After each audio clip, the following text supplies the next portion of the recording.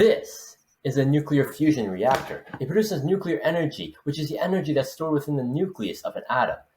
Nuclear energy comes from a process called nuclear fusion, fusing of two nuclei into one. This resulting nucleus, however, is smaller than the sum of the masses of the original two, and the leftover mass is converted into a large amount of energy. So large, in fact, that 1 gram of leftover mass results in 90 trillion joules of energy. We can see this in Einstein's famous equation, energy equals mass multiplied by the speed of light squared, which is a constant. Nuclear fusion is what powers our sun. Hydrogen atoms combine to form a helium atom, and the process gives off a lot of energy. We know that hydrogen atoms are positively charged, and positively charged ions repel each other, except they can combine through a peculiar phenomenon called quantum tunneling.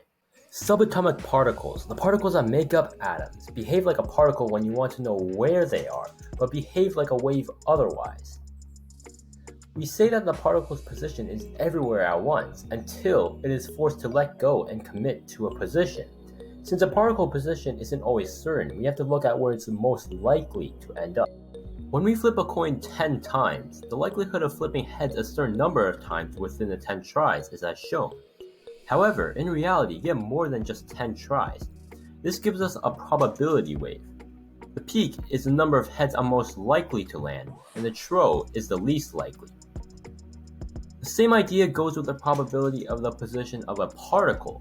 When the positively charged particle meets the repulsive barrier from the other positively charged particle, it will reflect like a wave, and some of the waves will slide through the barrier.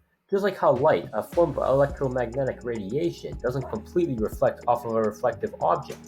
You'll notice that the chances of there being a proton within the barrier drops a lot, but sometimes the particle has a chance of tunneling to the other side of a barrier, if the barrier is small enough, meaning that there is still a chance that the proton can be found on the other side.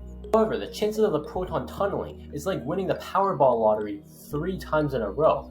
That's right, nearly impossible. Well, if the chances are so low, then how does the sun get so lucky? Remember, the sun consists of an innumerable amount of subatomic particles. Without nuclear fusion, the majority of the stars in our universe would have never ignited, including the sun, which makes life on Earth possible. Nuclear fusion also occurs when atoms are subjected to extreme amounts of heat that is roughly 5 times greater than the heat from the sun's core. Scientists have found ways to replicate nuclear fusion on Earth, but they're still figuring out ways to store this energy for use.